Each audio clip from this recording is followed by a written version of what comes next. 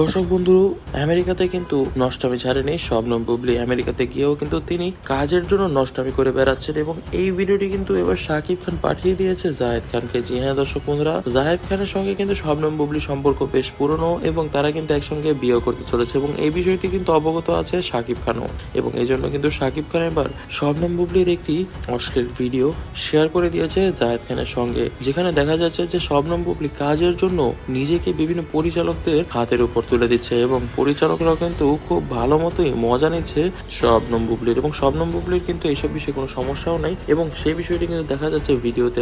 দর্শক বন্ধুরা, শাকিব খান কিন্তু শবনম বুবলির উপর অত্যন্ত পরিমাণে ক্ষিপ্ত এবং শাকিব খান অনেকবার চেষ্টা করেছিল শবনম বুবলিকে সঠিক পথে আনার, যাতে করে তাদের ছেলে ভালো কিছু শিখতে পারে জীবনে। তবে শবনম বুবলি কিন্তু আর কখনোই ভালো হননি এবং ভালো পথে আসেননি। শবনম বুবলির মতে কাজ পাওয়ার জন্য তিনি সবকিছুই করতে পারবেন এবং সিনেমার জন্যই নাকি তার জীবন, এবং এজন্যই তিনি তাপসের মতন খারাপ মানুষের সঙ্গেও একই বিছানায় শুতে রাজি। তবে দর্শক বন্ধুরা, এবার কিন্তু তার এসব কুকর্ম শাকিব খান ফাঁস করে দিয়েছেন এবং জায়েদ খান কিন্তু মুহূর্তের মধ্যেই শবনম বুবলিকে ফোন দিয়ে সব সম্পর্ক শেষ করে ফেলেছেন এবং শবনম বুবলির আরো কিছু বাজে চরিত্রের সম্পর্কে কিন্তু আমাদের মিডিয়াদেরকে জানিয়ে দিয়েছে জায়েদ খান, এবং জায়েদ খান আরো বলেন যে শবনম বুবলির চরিত্র এতই খারাপ যে টাকার জন্য সে সবকিছু করতে পারে। এবং এবার কিন্তু দুই চিরশত্রু জায়েদ খান এবং শাকিব খান এক হয়ে গিয়েছে শবনম বুবলির বিরুদ্ধে, এবং তাদের একটাই কথা যে শবনম বুবলির উচিত ছিল নিজের চরিত্র রেখে কিছুটা হলেও সংযম রাখা এবং নিজেকে ঠিক করে চলা। তবে দর্শক বন্ধুরা, এই বিষয়ে নেটিজেনরা বলছে যে যেহেতু দুইটা বড় বড় মেগা স্টাররা